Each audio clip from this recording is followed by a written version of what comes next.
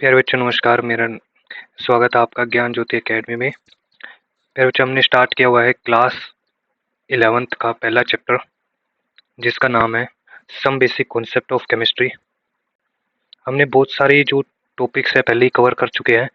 आज हमारा अगला टॉपिक कवर करने जा रही है, या फिर हमने बहुत सी न्यूमेरिकल्स जो कि हायर लेवल के हैं, नीट IIT लेवल के हैं, और जो जितने भी बोर्ड एग्जाम के हैं उनको कवर कर लिया है। ठीक है, आगे आने वाले टॉपिक में हम कवर करने जा रहे हैं। जैसे पहले ही हमारा लास्ट वाले टॉपिक का बचा हुआ पार्ट था, ये कर लेते हैं। इसमें क्या है, supplement your knowledge for competition. Competition के लिए अपनी नॉलेज को बढ़ाने के लिए कुछ एक टर्म दी गई है। ये कह रहा है 1 AMU यानी कि 1U, वो क्या होता है 1/12 mass of an carbon atom में से माइनस कर दो 12 को। ठीक है, ये कहता है भाई 1 AMU का मतलब क्या है कि जितना भी कार्बन एटम का मास है उसको 1/12 कर दो और उसमें से 12 को घटा दो। ठीक है, तो वो किसके इक्वल होगा, 1/n0 के इक्वल होगा, n0 ग्राम। ठीक है, तो n0 यहाँ पर एवोगैड्रो नंबर है। दिस इज वाई 1 AMU और 1U इज आल्सो कॉल्ड 1 एवोग्राम। इसलिए 1 AMU और 1U को हम 1 एवोग्राम भी बोलते हैं। ठीक है, इसी वजह से, क्योंकि एवोगैड्रो नंबर है n0। ठीक है, और एवोग्राम भी उसी से रिलेटेड हो जाएगा। उसके बाद नंबर ऑफ मोलिक्यूल है प्रेजेंट है किसके अंदर, 1 cm³ of ideal gas at STP standard temperature and pressure पे। उसको हम क्या बोलते हैं, लोसेच-मिर्त नंबर। यानी कि ये क्या कह रहा है अभी, 1 cm³ आइडियल गैस के अंदर कितने नंबर ऑफ मोलिक्यूल्स है। ठीक है, और ध्यान रखना 1 STP के अंदर बोल रहा है, तो वो क्या होता है, लोसेंस-मिर्त नंबर होता है।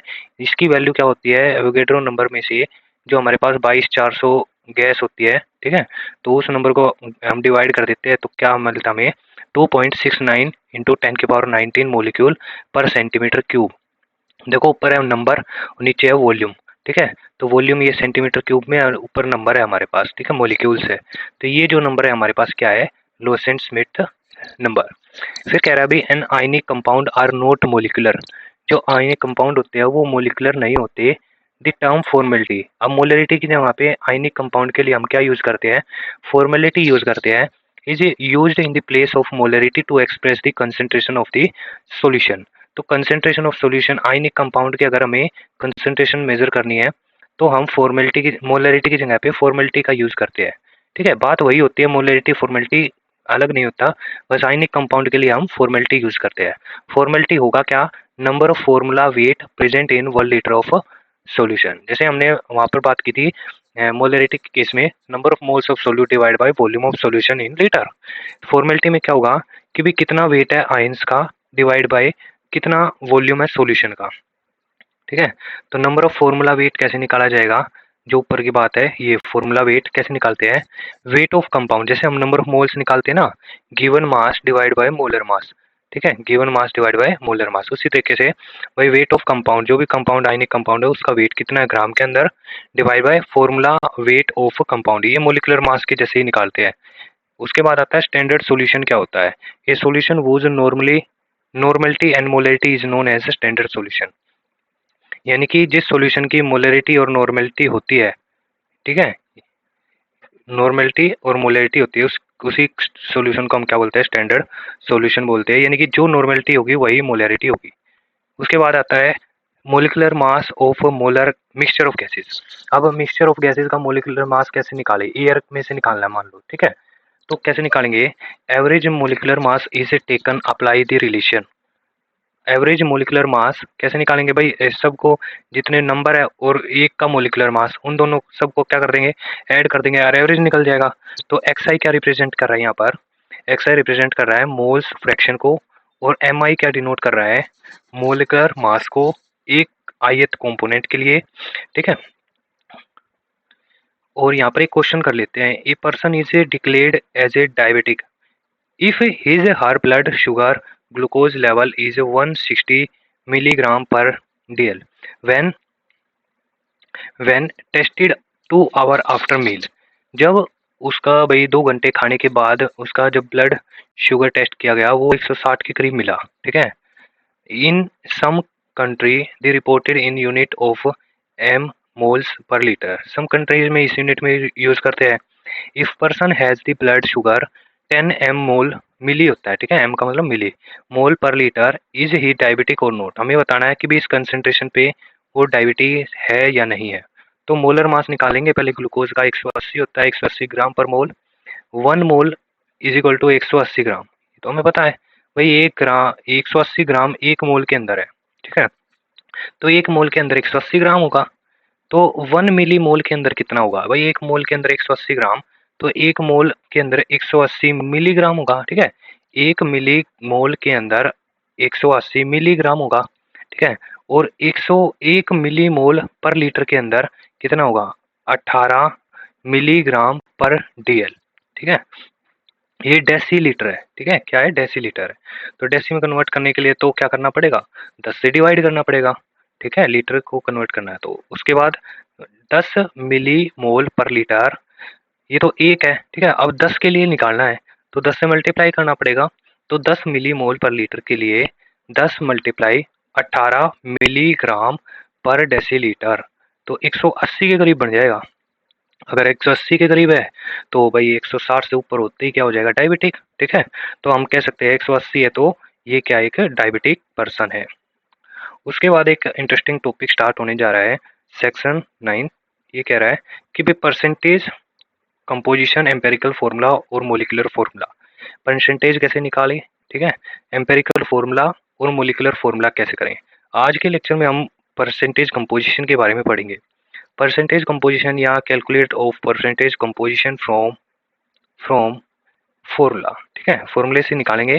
कहता है परसेंटेज ऑफ एनी एलिमेंट और constituent in compound is the number of part by mass of that element of constituent present in 100 part by mass of the compound. मतलब परसेंटेज ऑफ एनी एलिमेंट, कोई भी element है, कोई भी constituent है जो किसी कंपाउंड के अंदर प्रेजेंट है, उसकी परसेंटेज कैसे निकाले। वो होता है ये number of part by mass, भाई कितना पार्ट है, पूरा टोटल में से कितना पार्ट है, of mass of element constituents present in 100 part by mass of component. मतलब टोटल हमने मान लिया 100। देखो परसेंटेज में हम करते ही क्या, 100 से लेकर चलते हैं, ठीक है, 100 से लेकर चलेंगे और 100 से हम बताएंगे कि भाई इसकी कितनी परसेंटेज होगी, ठीक है। It can be calculate the following two step, दो स्टेप बताए गए हैं। Calculate the molecular mass of the compound from formula by adding the atomic mass of the element present. Second step क्या है, calculate the percentage of the element और constituent by applying the following relation. देखो simple सा formula बताता हूँ, percentage of element और constituent कैसे निकाले। भाई पहले पार्ट देख लो, कितना पार्ट है, number of part by mass of element और कंस्टिट्यूएंट। भाई टोटल के अंदर कितना मास प्रेजेंट है एलिमेंट का, डिवाइड बाय मोलर मास निकाल दो कंपाउंड का टोटल, ठीक है, और मल्टीप्लाई कर दो 100 से, ठीक है। बहुत ही आसान है, एक आधा एक एग्जांपल पढ़ेंगे उससे क्लियर हो जाएगा। एक एग्जांपल सैंपल प्रॉब्लम देख लेते हैं। फर्स्ट कह रहा है परसेंटेज निकालो भाई किसकी, कंपोजिशन वेरीज मैग्नीशियम सल्फेट की निकालनी है, ठीक है। तो इसके अंदर कौन कौन सा एलिमेंट प्रेजेंट है, मैग्नीशियम सल्फर ऑक्सीजन, तीनों की परसेंटेज निकाल लेंगे। पहले मैं मोलिकुलर मास निकाल देता हूँ जो मुझे तीनों के डिवाइड में रखना है। तो जो मैग्नीशियम का मोलिकुलर मास होता है वो 24 होता है, सल्फर का 32 होता है, 4 यहाँ पर ऑक्सीजन है और 1 ऑक्सीजन का 16 होता है। टोटल मिला के देखेंगे तो क्या बनेगा, 120 बनेगा, ठीक है। अब मैग्नीशियम की परसेंटेज निकालनी है, तो मैग्नीशियम का पहले देखो कितना है, 24 डिवाइड बाई 120 मल्टीप्लाई 100, निकल जाएगा 20%। इसका मतलब मैग्नीशियम मैग्नीशियम सल्फेट के अंदर 20% प्रेजेंट है। उसके बाद सल्फर कितना परसेंट प्रेजेंट है, भाई सल्फर है कितना 32, क्योंकि एक सल्फर है और एक का ही मास कितना 32 है। तो 32 बटा 120 गुना 100 क्या आ जाएगा, 26% प्रेजेंट है। ऑक्सीजन की बात करें, अब ध्यान ये रखना है यहाँ पर एक ऑक्सीजन का मास नहीं लेना, हमें लेना है 4 ऑक्सीजन का मास, क्योंकि 4 ऑक्सीजन मैग्नीशियम सल्फेट के अंदर प्रेजेंट है। तो ऑक्सीजन का मास कितना है टोटल सॉल्यूशन में, कंपाउंड में, मैग्नीशियम सल्फेट में, तो 64 ग्राम, क्योंकि 16 चौके क्या हो जाएगा, 64 हो जाएगा, यहाँ से निकाला है, ठीक है। 16 चौके 64 डिवाइड बाई 120 मल्टीप्लाई 100, 53.33 ग्राम यहाँ पर हमारे पास ऑक्सीजन प्रेजेंट है। तो एक और हम क्वेश्चन देख लेते हैं, बहुत ही आसान सा है। देखो ये कह रहा है परसेंटेज निकालो वाटर की of crystalline in this sample of blue vitriol, blue vitriol नीला थोथा, copper sulphate, pentahydrate, CuSO4 5H2O।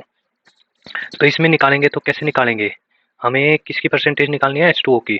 तो पहले तो टोटल का मोलिकुलर मास निकाल लेते हैं। कॉपर का होता है 63.5, सल्फर का कितना बनेगा 32 और ऑक्सीजन का 64, 4 इंटू 16। तो हाँ H2O और बचा है। अब H2O का अगर हम टोटल निकालें कितना बनता है, तो 2 प्लस 16 18 बनेगा। तो 18 को 5 से मल्टीप्लाई किया हुआ है, तो ये हमारे पास मोलिकुलर मास मिल निकल जाएगा कॉपर सल्फेट पेंटाहाइड्रेट का। उसके बाद अगर हमें वाटर का निकालना है तो कैसे निकालेंगे, देखो टोटल मास देखेंगे कितना पार्ट प्रेजेंट है वाटर, वो है 5 इंटू 18 90 बनेगा। तो 90 को ऊपर रखेंगे, वाटर का निकालना है टोटल 249.5 मल्टीप्लाई 100, तो 36.07% प्रेजेंट है वाटर के क्रिस्टल किसके अंदर, नीले थोथे के अंदर। थर्ड क्वेश्चन पढ़ते हैं। थर्ड क्वेश्चन में क्या कह रहा है, calculate the percentage of cationic in ammonium dichromate. पहले तो अमोनियम डाइक्रोमेट का फॉर्मूला पता होना चाहिए, NH4 ट्वाइस Cr2O7। ठीक है, अब हमें कैटाइन की परसेंटेज निकालनी है, बहुत ही आसान है। ठीक है, पहले तो मोलिकुलर मास निकाल सकते हैं इससे। देखो सोडियम का जो नाइट्रोजन का है वो कितना होता है 14। ठीक है, हाइड्रोजन का 1 होता है और 4 हाइड्रोजन प्रेजेंट है तो 4 से मल्टीप्लाई किया। 2 यहाँ पर नंबर प्रेजेंट था तो 2 से आगे ब्रैकेट के बाहर मल्टीप्लाई किया। और 2 कॉपर का, क्रोमियम का होता है 52। क्रोमियम का जो एटॉमिक वेट होता है वो होता है 52। ठीक है, 2 इंटू 52 प्लस 7 इंटू 16, तो 252 के करीब आ जाएगा हमारे पास टोटल इसका मोलिकुलर मास। उसके बाद number of part by mass of cation NH4 positive, number of parts by mass of cation NH4 positive कितना बनेगा भाई, NH4 पॉजिटिव, क्योंकि हमारे पास जो कैटायन बनेगा ना अमोनियम डाइक्रोमेट्स में से, वो हमारे पास बनेगा ही NH4 पॉजिटिव का, NH4 पॉजिटिव का खाली। ठीक है, किसका बनेगा, NH4 पॉजिटिव का। और NH4 पॉजिटिव है कितने, देखो नंबर देखो कितने हैं 2। ठीक है, तो 2 है, तो पहले NH4 का निकाल लेता हूँ, 14 हाइड्रोजन का, 14 नाइट्रोजन का और 4 हाइड्रोजन का, मल्टीप्लाई कर देंगे कितने नंबर है 4 2 से, तो 36 आ जाएगा। तो परसेंटेज निकालनी है NH4 की, तो 36 बटा 252 बटे मल्टीप्लाई 100, 100 बटा 7 यानी कि 14 बटे 29% आ जाएगा। उसके बाद फोर्थ जो एग्जांपल है वो करते हैं, an on analysing an impure sample of sodium chloride. Sodium chloride को एनालाइज किया गया, इम्प्योर सैंपल है, percentage of chlorine was found, जो परसेंटेज ऑफ क्लोरीन है वो कितनी मिली है सोडियम क्लोराइड के अंदर 45.5। What percentage of sodium chloride in the sample, भाई कितना परसेंटेज प्रेजेंट होगा सोडियम क्लोराइड का। ठीक है, ये कह रहा है भाई जो क्लोरीन था ना, क्लोरीन के अंदर सोडियम क्लोराइड इम्प्योरिटी के रूप में मिला हुआ है, तो हमें बताना है क्या सोडियम क्लोराइड कितना मिला हुआ है। पहले सोडियम क्लोराइड का मोलिकुलर मास निकाल लेते हैं, कितना बनेगा 23 होता है सोडियम का, 35.5 होता है क्लोरीन का, टोटल बनेगा 58.5 ग्राम पर मोल। क्लोरीन देखेंगे कितना बनेगा, क्लोरीन बनेगा, क्लोरीन का 35.5 डिवाइड बाई 58.5 मल्टीप्लाई 100 कितना आ जाएगा 60.6। अब 60.6 parts of chlorine are present in 100 part of the pure NaCl।